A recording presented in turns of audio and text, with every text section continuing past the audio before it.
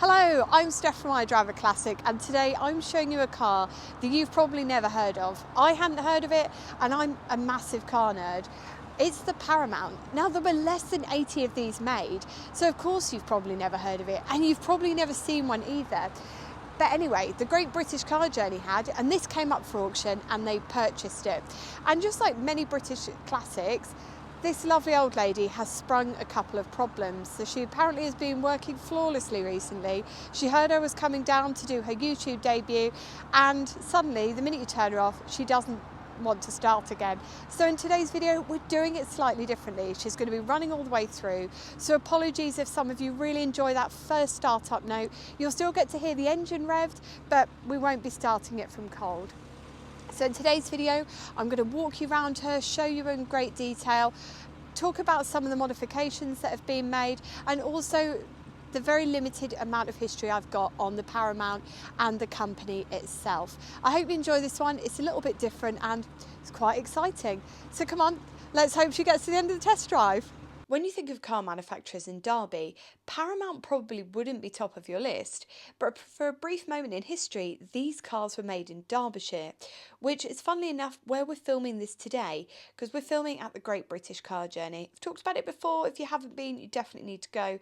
That's what it says on the tin. Essentially, it's a really cool museum where they charter the history of British motoring. There's some really interesting bits inside, including this car. Now, with this car and Paramount Motors being largely unknown, I thought I'd give you some insight into how the cars came to exist. First of all, Paramount Motors was the creation of two men. You had Sam Underwood and Bill Hudson, an ex-police inspector. Both men were car obsessed, and they'd met whilst working at a Vauxhall dealership after the Second World War. Now, whilst they worked at Vauxhall, Bill was the sales manager and Sam was the mechanic. And they worked together and they thought, we've got the winning formula. We can create a car brand and a dealership of our very own. And so in 1947, they said goodbye to their jobs at Vauxhall and they opened Paramount Motors on the high street of Swadlincote in Derbyshire. We've discussed it previously, but after the Second World War, the UK had a policy whereby car manufacturers had to export a high volume of the cars that they made, or they'd have no access to the steel they needed to make the cars. The way this works is that the steel industry was government regulated at the time. So this means that people need to think slightly outside of the usual parameters to make things a success. Now, at this point in time, in the UK, rationing is still in place on some items, including the steel, of course. Cars are in short supply and glamour is even scarcer still. The motoring duo decided that they wanted to bring a bit of pizzazz to the market, and their real inspirations were cars like MGs, Jaguars. They were really big fans of both the marques, and they decided that what they needed to do and what they were going to contribute was a luxury car of a similar ilk to appeal not only to the UK market but a much bigger market, the USA. They felt that car sales over there were far more abundant, and that's where the riches lie ahead for them. And that brings us to 1950. And the Burton Daily Mail runs a big piece on January the 11th, 1950. The two men are standing proudly alongside their new Roadster creation outside a fancy location of Bretby Hall in Derbyshire. It's all going so well. However, despite the initial enthusiasm of the pair, lack of funding and poor financial foresight seems to be a bit of a running theme, and the grand initial plans to take an Alvis 14 and take the engine and running gear from it were soon overtaken by cost concerns. They realised that they couldn't use that Alvis running gear and create a car which would fit within the budgets. And so what did they do? Well, they changed the plan, got rid of all the Alvis stuff, and they put in its place a Ford 1172cc side valve engine, which they rigged up with twin carbs. And I've heard from a couple of different writers, well, it just didn't run as well as they'd hoped. So a bit lacklustre really compared to what they initially hoped for.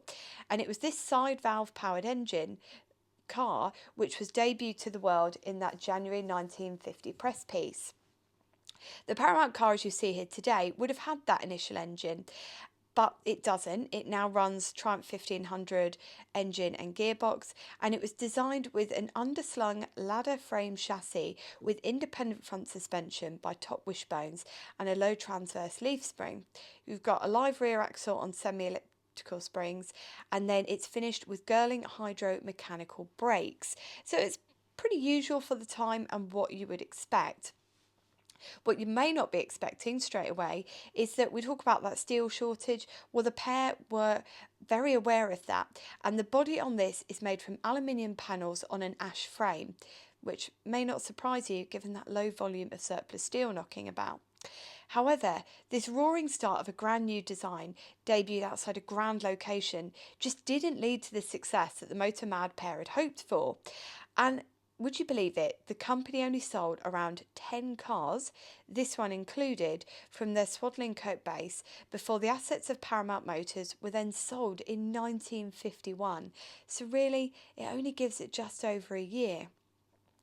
But the buyers were local, and the buyers were Maynard Motors, who were also based in Derbyshire in a place called Melbourne.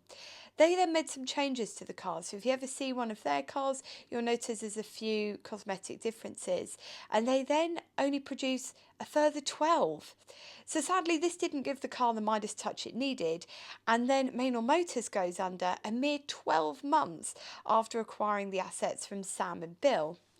Now, undeterred by the failings of the first two companies to handle the development and running of Paramount Motors, the assets are then acquired by Paramount Cars of Leighton Buzzard. The company replaced the early side valve engine because they were thinking ahead of trying to future-proof it, and they then put in the nippier 1500 engine from the Ford console.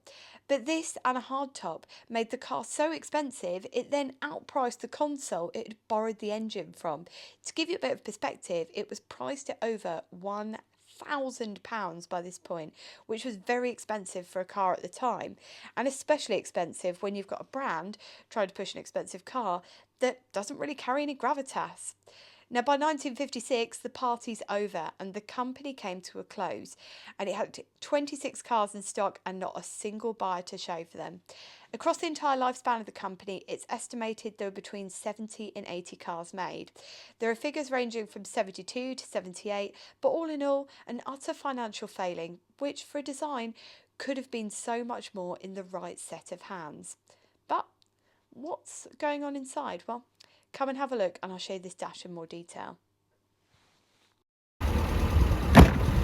Whilst this is a very simple car, you have got a lot more inside than perhaps you might think at first glance.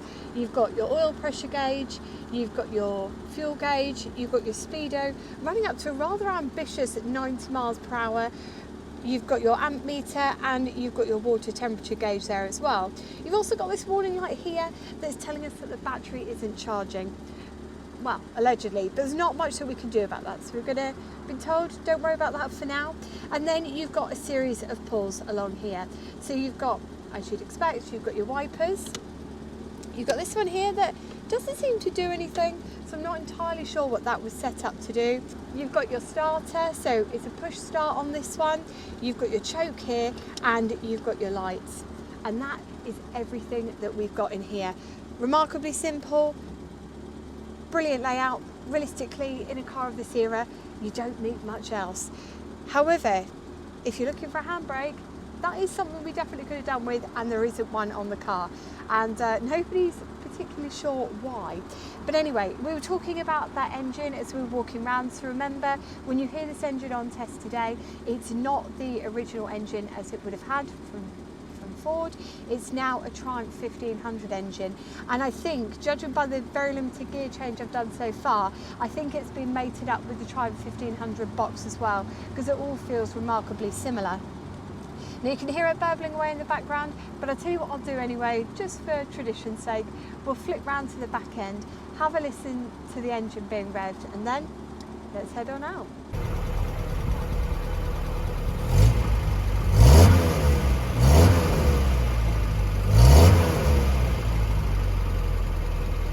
Right, let's go on an adventure.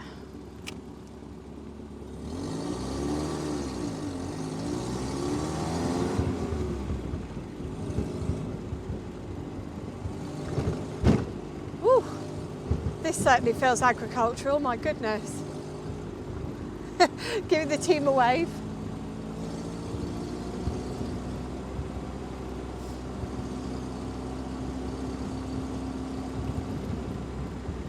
It's a bizarre experience, and there's something knocking at the back that I can hear, and I'm not entirely sure what it is. Good job we're not out on the open road today and we're taking it easy. Now it sounds like that exhaust might be blowing somewhat, but it is worth mentioning that she's only just arrived at the museum, and they said, Steph, come and have a good go on her before, you know, she's been changed beyond all recognition, because I wanted to see what she was like.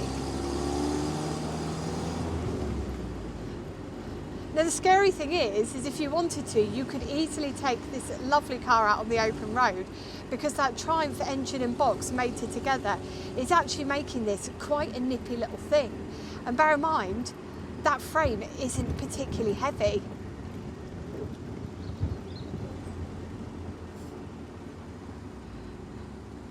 The steering as well is remarkably light and responsive, so that's nice and easy as well. It's all put together incredibly well, but the thing was that there were so many different manufacturers at the time producing cars and chucking new ideas out into the market. A little bit like a modern day equivalent is like when there are a million different people making different mobile phones, a lot of them with really interesting concepts. Sometimes it's not always the best cars that succeed, and sometimes it's just the people with the most financial backing or in the best location. And I think it's a real tragedy that this didn't go further, because this is a pleasing car to look at. Yes, it is a little bit rattly, but remember, the age of the vehicle means that we weren't expecting an entirely smooth ride. I'll put my foot down there. It is a nice bit of kit. You've got plenty of room inside for what it is. You've got a great set of controls. As both the driver and the passenger, you've got enough room, even in the back, especially for a vehicle of this age. There's a decent amount of leg room, so that you can actually take a fully grown adult with you, and they can feel their legs by the time you get to the destination. Visibility is great as well, even though it's just a simple seat setup. You can see to the end of the bonnet, and all in all, it's just a nice little car. There's nothing that truly stands out as exceptional or think, wow, that's different. But for what it is, it's a pleasing little thing, and it's part of our automotive history, because just because it didn't go into mass production doesn't mean it shouldn't be featured, doesn't mean it shouldn't be mentioned, because quite often it's these little productions or these failings that happen that teach people something that then push something else further on. Now, I'm not too sure what's going to happen with this lovely old girl at the Great British Car Journey, but I imagine at some point in the next couple of months she'll be going into the collection and going on display. It's been an enormous privilege taking this car out today to show you. I know she's got a little mechanical mishap, which means that we can't turn her off and have a good old dig. Bye! We can't have a good old dig, but I have thoroughly enjoyed myself nonetheless. It's so, as I say, it really is a privilege. There are less than 100 of these. In terms of how many are left, a mere handful.